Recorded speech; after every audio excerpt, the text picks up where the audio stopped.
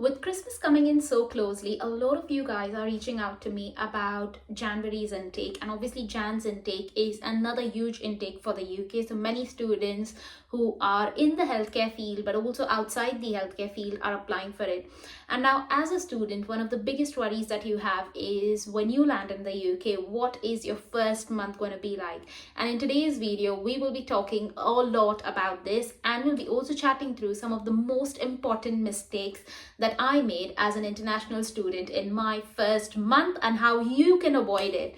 So before we move ahead, let me introduce myself. My name is Nikita and I make videos about living in the UK, working as a healthcare professional, clearing those interviews and landing those dream jobs if you would like to come to the UK. And if you do not forget to follow me on Instagram. My handle is physiotherapy in UK, but also subscribe to my channel right now if you would like to watch such informative content. So let's dive into some of the most common challenges that you might face as an international student within your first month. So the first challenge that I think every student faces is as soon as they receive that offer letter and have accepted it from any university, they then start looking for accommodation. Now, finding accommodation in the past was really easy, but in the recent times, because there have been so many more students trying to come to the UK, a lot of good accommodation gets snapped up really quickly.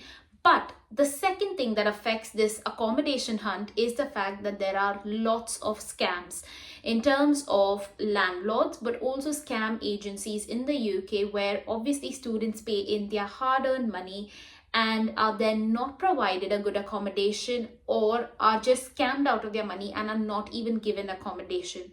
Now, the second challenge that many students face, and this was something that I faced personally, was figuring out how to get around in the UK. So obviously my university was in London, but even so, I was very confused because obviously the travel system in Mumbai, while it might be slightly similar because obviously there are trains, it was still completely different to how it might have been in the UK, and that was something that took me a little bit of time to get adjusted to.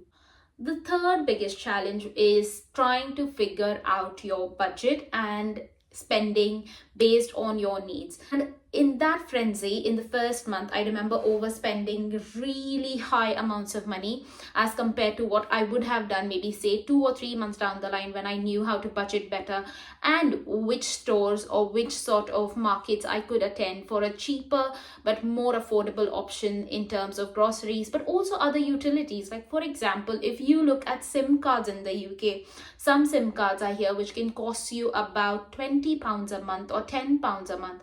Whereas there are other options which are much cheaper, which can come up to just £4.5 every single month. And I will introduce that in a few minutes later. Now, while I've obviously said that, let's talk about a few essential things that you need as a sort of checklist to go through before you even come to the UK or are in your first month here.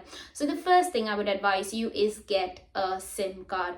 Now, obviously for me personally, it was quite easy because when I had gone for my visa appointment, I was given a Lebara SIM card free, and personally that is one that I currently still use because Lebara I have found is one of the most cheapest SIM card options. It also gives you the option to sort of talk to India free for 100 minutes every single month, and it also has the option of being roaming free in several countries. You can find a list of them on the Lebara website. I'll leave the link for them in the description below, so if you are interested in getting on a plan with Lebara, because their SIM only options are really great, starting from as cheap as £4.5 every single month, then do click the link below because it can be really helpful for you guys. The second thing that you want to obviously start thinking about is banks.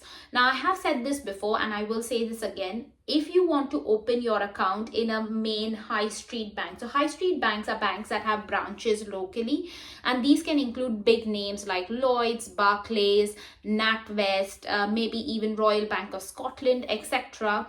And if you would like to open accounts with them, what you will notice is that you need a list of documents and the process can be quite tedious. However, one of the alternatives that I use personally, and I really recommend this, is trying to open account with a digital bank. Now, the good thing about this is that their process is very straightforward. They do not have very many documents that you need to submit. Obviously, you will have to submit your passport and your BRP. But other than that, you can just open your account through an online process, and it is a very streamlined, easy process. The bank that I obviously personally use is Sterling, but I've also used iFast Global, and I have also used Monzo in the past. I'll again leave the links for them in the description below, so don't forget to check them out, guys, because I think they're super handy for you to have as an international student in the UK. The third thing that I think a lot of people get bowled over, and this was again something that I personally faced a challenge with, is figuring out transport. Now, one of the mistakes I did was again not understanding the concept of peak times versus non-peak times in London and not having a rail card. So my advice to you would be, if you are in London, the Oyster card may or may not be optional for you. It just depends on you.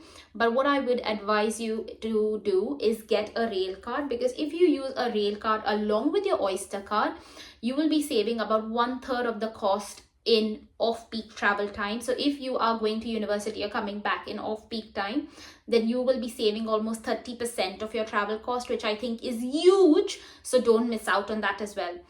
But let's talk about the biggest challenge, because this is something that affects almost 90% of students and gives them a proper headache, which is obviously accommodation. So like I was saying, when I was a student in the UK, I was living in London, and my accommodation options needed to be quite sort of limited because I was on a budget. So I needed affordable accommodation options, but also my university, which was University College London, was right in central London.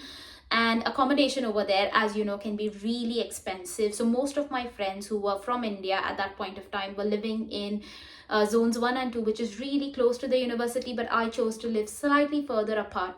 Now, in terms of accommodation, obviously this can make or break your university experience, because like I said, there are very many scams going on out there, but B, if it's further away from university, you might not get opportunities to interact socially with your classmates or your peers.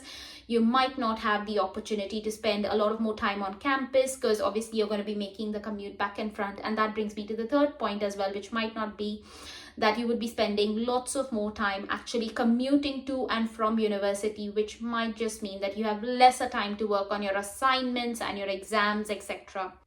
And this is where one of the easiest things for you to do is try to find verified housing accommodation options.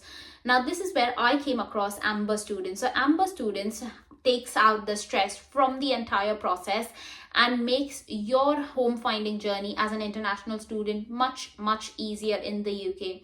So why is this so? It is because they have verified listings on their website. So what you can do is actually go on their website, type in the name of your university or your location, filter it out. So like I said, all of the listings are verified. So what that does is it avoids you the stress of falling for scams or sort of trying to find accommodation slightly away from your university, because all you've got to do is type in the location that you want and you can see accommodation options just around where you need it.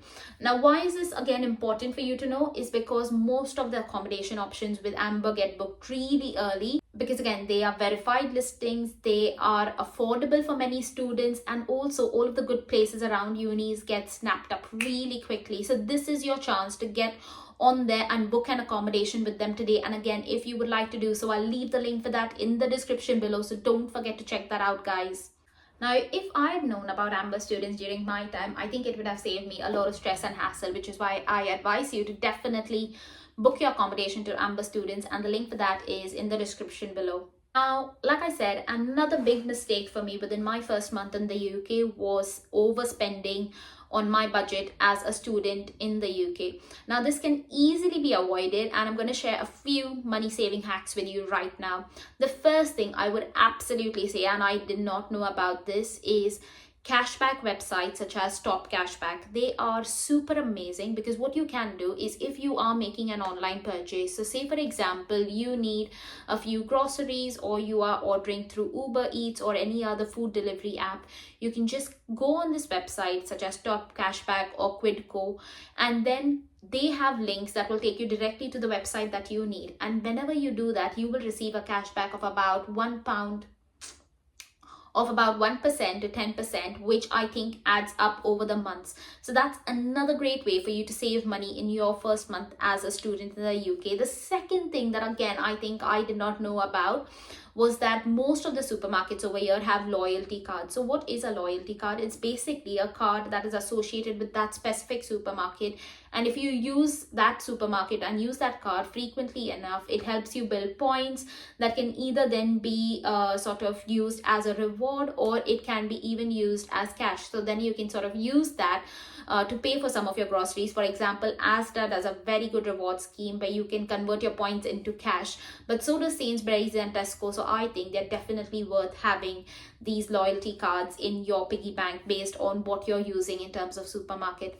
The third thing in terms of supermarket is again thinking about reductions in price based on the items that might be going off maybe in that particular day. So say for example, if the milk is getting expired, you would get milk really cheap that evening.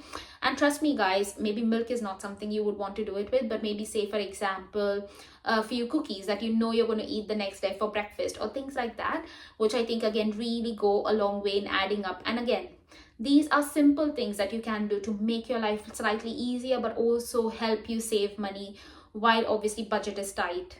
So yeah, that's it guys. I think obviously the first month in the UK can be very overwhelming, can be quite full on. But if you have planned for it right, if you've made up your mind, there is nothing to stop you from making it a great experience for yourself. Now, that being said, if you do have any questions, do let me know those in the comments below and I'll try to get back to them. But if you haven't booked your accommodation already, this is your sign to do it using Amber, students. And again, the link for that is in the description below and in the comments below. So take care guys. Bye.